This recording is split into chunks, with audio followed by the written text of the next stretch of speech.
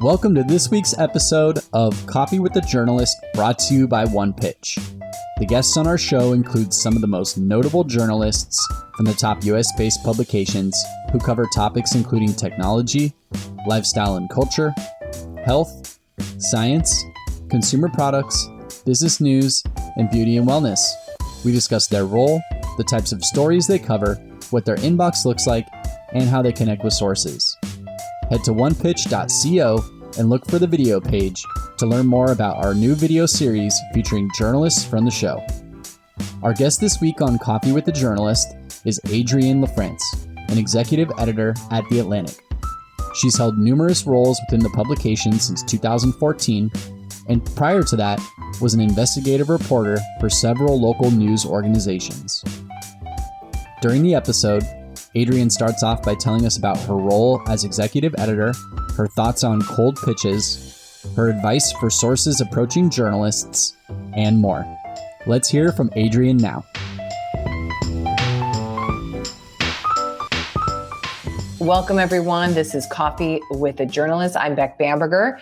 I'm the founder of One Pitch. We did this thing so that people could understand, publicists, how better to work with journalists. And we all need a friend in journalism. And as publicists and PR people, knowing what journalists actually want is very good for us. Hence, we made One Pitch, which is producing this lovely show you hear today.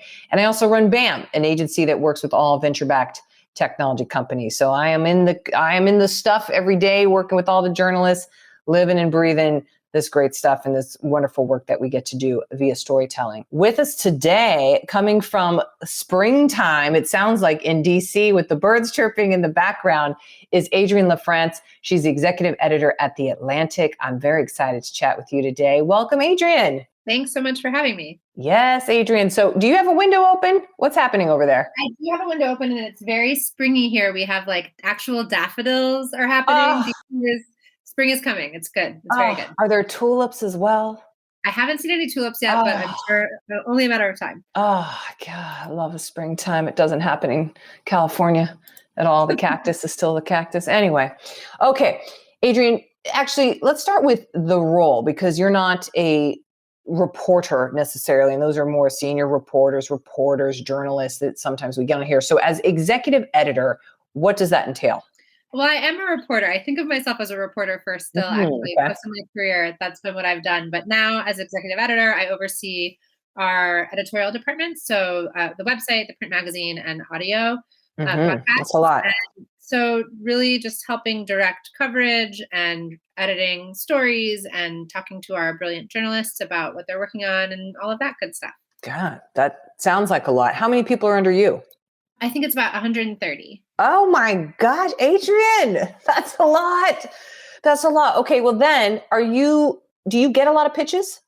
Yes, definitely. Okay, let's talk about the pitches. My inbox is chaos, honestly. Okay. I think, I mean, I get, like most journalists, just all kinds of things that are of interest, things that The Atlantic probably would never do, things that are just random. So yeah, all kinds of things. So you mentioned it's chaos. That is the typical journalist experience. Has been on the show for 130 episodes or whatever we're on here now. How do you organize it at all? Everyone has a technique of some sort. I really don't keep up very well with email, I have to confess. I think I organize it in the sense that I'm really scanning for people I know. So I will confess it's hard to break through if it's not someone I know already. Yeah, I don't have any, I really don't organize. I'm not a good inbox zero person at all. Nothing like that. It's just sort of. Are you a let it ride person? 100%. Like I can tell you.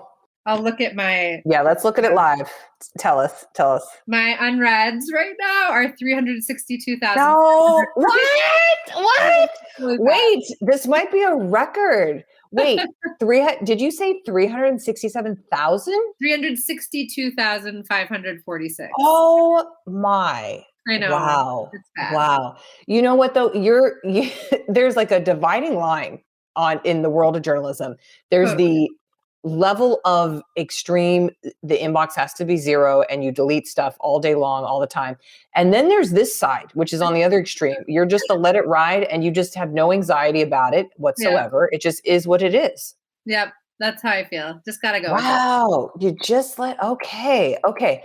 So then, so as editor, you're clearly not, writing all the pieces. Are you then, if you receive a pitch that you believe has some legs to it, are you forwarding along, assigning it to how do you process that?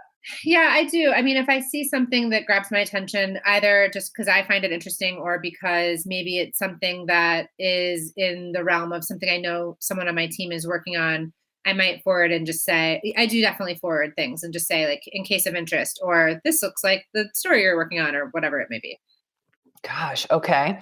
And does that take up a lot of your time, or are you just letting that inbox just ride? Because that really doesn't, do pitches result into actual coverage is the better question. Very rarely. I would say very, very rarely. I think Okay. occasionally. I'm trying to think of an example. I mean, sometimes. Yeah. Is there one example of late? I guess it's more likely like, I think it comes down to relationships, I would say, because people who know the kinds of things that you work on will pitch you more effectively because they understand what you're interested in. So as a writer, that's certainly true for me. But yeah, I can't, it's very rare. A cold pitch it's really hard to have that result in coverage. Okay. This is good, good to know. If that's disheartening, I know. And that's okay. This is why we have this show, so people know what's up and how to finesse anything. Related to that, if there's even a glimmer of hope here, is there a subject line you've recently seen or one that you remember where you're like, damn, that was an email I had to open from a pitch? That's a good question. Yeah. I mean, I guess one tactic that sometimes works is someone asking, like, if someone, I can't think of a specific subject line. There are definitely creative subject lines. I feel like you find this with like political campaigns too, where you're like, I see what you're doing there. You're trying to get my attention. But I think the thing that has been more effective has been if someone reaches out and rather than just saying like, I have this client, what do you think? More like, I've noticed you cover X, Y, and Z. I think I have some, I think there may be areas where I could be helpful to you. Like, could we find time to talk at some point? Or like, could I tell you more about what we're focused on? Or something where it's like trying to understand what the journalist is focused on rather than sort of like the throwing spaghetti at the wall and hoping it sticks approach, which is, I think, a lot harder. Obviously, it's more time consuming and some people don't want to talk on the phone. And so it's hard to break through in any case. But I think demonstrating that you understand what the person is trying to do in their work is a helpful starting point. And so even like, like someone saying like, oh, I read your story on whatever the last story was might be a better entry point than just pitching something out of the blue. Although I feel that line has to be very careful because also on this show, we've heard people who are like, yeah, you just threw out a line that said, yeah, I read your story on baseball. And they're like, how about we talk about shampoo? And you're like, what does that have to do? It's like you didn't read the story. I think it's also like you have to demonstrate that you actually have read it too. Because you read it. Yeah. People will get pitches where it's like, you obviously just like linked to my last two most recent stories. You know what I mean? So yes, you have to be careful with that one too. Yes. Okay. I even want to back up a moment here for everybody. We've had tons and tons of outlets on here now. It's been wonderful. And you, Adrienne, have been a handful of different outlets, a lot at the Atlantic, of course, which is great, but all the way from Honolulu, being a freelancer and back to the Atlantic and all this great stuff. And Atlantic, I personally love and read, but for those maybe listening who aren't as familiar, how would you describe the outlet overall? Sure. We are a magazine of ideas. It's a general interest magazine. We've been around since 1857, so 165 years. Amazing. We're very focused on sort of understanding the American idea, and we don't define that. What that is, sort of core part of our mission is that over the course of many generations of our magazine's existence, we're always interpreting and reinterpreting what that could mean and what it means to different writers. We're very much a writers collective. So we're a place where we like a lot of different varying viewpoints. We're interested in debate, even argument. And we just think that having many voices coming together and trying to understand this country and this experiment we're all part of is very important. So that's the Atlantic. Ooh, great way to describe that. I hadn't heard it like that. Wonderful. Do you ever get exclusive pitches? I think so. Yeah. Okay. I don't, for sure. I'm trying to think of a recent one, but yeah, occasionally. Okay. And this is always a topic because people have varying viewpoints of exclusive versus what a true exclusive or an embargo or anything like that. So would you ever take an exclusive? Let's ask that. I think it depends what it means. I mean, like, Yeah. we certainly if someone's offering exclusive access to someone to be interviewed, like, sure, if it's someone who we'd want to interview anyway, great. But just by nature of something being exclusive doesn't necessarily mean we'd be more interested in it. Mm-hmm. Mm-hmm. Then is there ever a time, and I think I would know the answer, but just to make sure we handle this question, is there ever a time that an embargo would be appropriate for the Atlantic, or that someone that would fall across your inbox? Yeah. And certainly, I mean, with where that comes into play for us is perhaps like academic studies or scientific findings. Yes. So that's something that we definitely accept terms of embargoes when it's, okay. Again, it's like, something's coming out in a scientific journal and we agree that we'll keep it embargoed till the next day and have early access so we can start working on it. That's typical for us. Other embargoes, maybe not as much, but that's a common one. Gotcha. Today's interview will continue after this brief message brought to you by OnePitch. Are you curious to see the unique ways OnePitch helps PR professionals and marketers pitch journalists?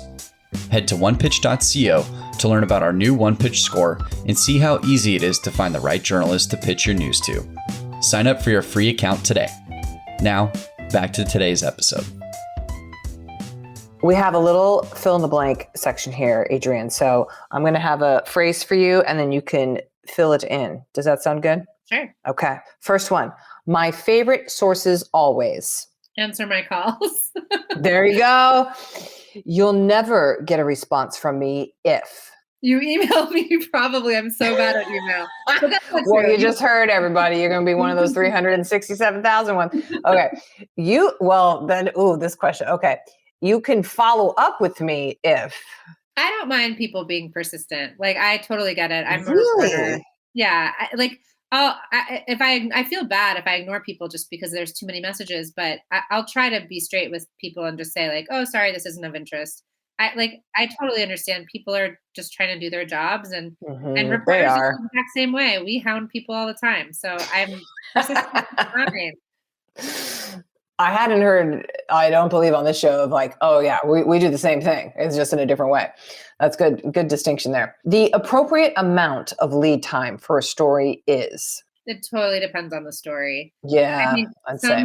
Some could be, an hour a day. Others need weeks or months even. Ooh, have you, and now being editor that what's the range? Like the shortest amount to the longest amount that you've recently seen? Like 2 hours to 12 months. We definitely have pieces that people work on for more than a year. We're a magazine. Wow. Yeah. So that's not uncommon for us. And then, yeah, there are things that people turn around in hours. So it's the nature of media in this era. We run the gamut.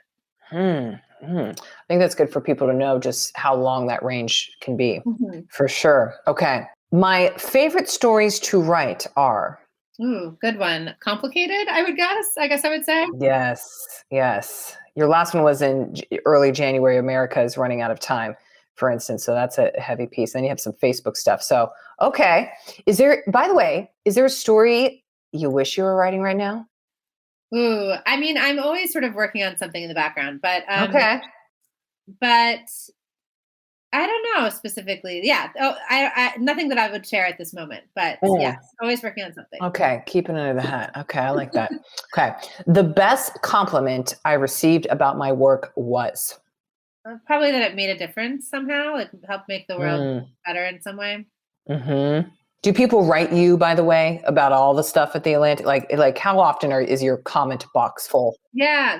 People write a lot. It's great. For better and worse, but I think that's a good thing. We want to hear what people really think. Yeah. Okay. I like it. Now, the next section, Adrienne, is one of my favorites because I get to get all the juicy insights and figure out what's happening. What are you reading or listening to or consuming in any form of storytelling? We'll take it all. Ooh. Well, I try to read basically everything on the internet. Yes, So yes. I just Time read a consuming, lot. just I a bit. read, I read all of the big mainstream national papers and other magazines, of course, but also other little websites. I'm on Twitter a lot, like every journalist. And then other than that, what other things am I consuming? I don't know. I occasionally will check in on TikTok. Like I'm really interested in the internet and new platforms, so I like to kind of see what's going on different ones. But nothing. Why? And then I read paper books. I read a lot of books and just like actual books. I love it. But okay, now tell us what books are you reading right now? Right now, I am reading a book about Waco. I don't know if you remember in the early '90s, there was a big. It's a really depressing story, actually, but this compound where the FBI tried to, intercept this religious sect that was, Oh, yeah, like early, like '93. Anyway, I'm reading it yes. now. Yes. Okay, is it like a mem what is it? Is it just a It's a historical? book. It's about cults and the battle for religious freedom in America. So in my work, I've written a lot Ooh. about conspiracy theories and Yeah. extremism. And Yeah. so it's an area that I'm interested in and continuing to report on. So it's related to that. Oh, what's it called? It's a really random. It's called Why Waco by James Tabor and Eugene Why Gallagher. Waco? Okay, I'm It looking was it up. I'm published looking in it the up. early '90s. It's kind of a throwback. Oh, it's a little obscure. Okay, it's not on Audible, for example. Okay. Probably not, Why but maybe. Waco? Okay. Okay. Why Waco? Oh, it's on Amazon. Cults and the Battle for Religious Freedom. Ooh, fascinating. Ooh, I'm going to get this now. Okay. Oh, it's expensive as a paperback. It's $32. Look at that. It's an Okay. academic press. Good to know. Anything else? The last fiction that I read was the new Jonathan Franzen book, Crossroads, which I love. It was so Yes. good. Okay. Highly recommend that one. I'm trying to think of what I read before that. I don't know. That's a lot of different random things. Okay, great. Oh, I'm adding Crossroads. Yeah. Oh, I like the cover of it too. Great. That's really Gift for wedding depth and vividness of character with breadth of social vision has never been more dazzling evident than in Dang, I love when people write up the blurbs sometimes for these, and you're right. just like, dang, you should be writing the book. That is It like totally it lives up compelling. to the blurb. It's really, really good. Buying now. Okay, great. Oh, Adrienne, thank you for that. Okay. Of course. Okay, real quick, I want to go back to this cult thing and related to just the experiment we are living in called America. How do your 130 employees discuss and assess what is in the zeitgeist and what is bubbling up in America? Do you all have a daily standing meeting? Are there 1,000 Slacks going on? Do you watch Jeopardy? Like how do you know what's happening? Yeah, I mean, we do have various daily stand-ups in different Yeah. configurations of different teams. We definitely have a million Slacks going. I think Mm-hmm. each person who's writing has their own sort of collection of preoccupations or beats or mini beats. So you can know reliably that like some category of things this writer is thinking about at any given time. Yeah. And then of course you have editors who are paying attention to sort of what's happening in the world and anticipating what might happen and anticipating what our readers might be wondering about or thinking and trying to, in terms of daily coverage, we certainly want to meet the moment and help people navigate whatever the big stories of the day are. But because we're a magazine, and again, this goes to the long lead time thing, like we're also we want to just tell great stories. And so Yeah. a lot of times we're hoping to define what's in the zeitgeist and like maybe someone, Yes. maybe people aren't talking about this topic, but we think they should be or whatever the case. Yes. And so, as a general interest magazine, we have the great joy and luxury of not having to cover everything, but rather deciding Selective. with some degree of discipline, like what we should be asking people to pay attention to. So, yeah, that's how it works. Oh, I like that. And then is there ever, and usually I don't ask this because it's not usually too relevant, but I think in this case it is there ever discussion of the responses, the feedback that you get from the readership that then informs, oh, okay, we got to do a second story on this, or, oh, there's more, or, oh, there's interest in this. Like, let's have a second cult piece, something like that. Yeah, I mean, we of course pay attention to the impact that our pieces have. Like if there's a huge number of people that read a certain piece, we'll take note of that. But it's more, I mean, we're really driven by what we're experiencing in our own lives and conversations with our friends and family and sources and other experts who we rely on. And so, I mean, I think of the during the pandemic, especially, so much of our coverage was driven by the questions that we, not just as journalists, but just as people trying to navigate this incredibly complicated moment, had for ourselves. And so, like, really, journalists tend to be very curious. And so we're really driven by the questions that we find ourselves asking about whatever the thing is. Yeah. Yeah. Well, rather speaking of that, what do you think the future of journalism looks like? I think it's bright, but I would say that because I'm a journalist. No, but I really am optimistic. I mean, this informational environment that we're all in is so new. It's still very much in infancy, and I think there is a lot of confusion that can come from that, but a ton of opportunity. And so, I don't minimize the extent to which the shifting informational environment can be disruptive, especially to our industry. But I think, I've always said it's as good a time as it's ever been to be a journalist. It's certainly important work, and I can't imagine anything more fun. So there's that. So yeah, I think I don't know. I think the future is bright and chaotic and necessary is how I would put it. Bright, chaotic, necessary. Ooh, best answer I think I've heard on that. Adrienne, thank you so much for hopping on here today with our coffee and our birds and everything great. Thank you for having me. And the large experiment called America. I really appreciate you being here. Thank you so much for having me. It's great chatting. Thanks for tuning in to this week's episode of Coffee with the Journalist featuring Adrienne LaFrance from The Atlantic. If you enjoy listening to our show, make sure to subscribe on iTunes, Spotify, Google Podcasts, and anywhere else you listen to podcasts. And if you have a moment, please leave us a review to share your thoughts about the show and today's guest. To learn more about the latest tools on OnePitch and to subscribe to our weekly podcast newsletter, head to our website at onepitch.co. We'll see you all next week with a brand new guest and even more insights about the journalists you want to learn more about. Until then, start great stories.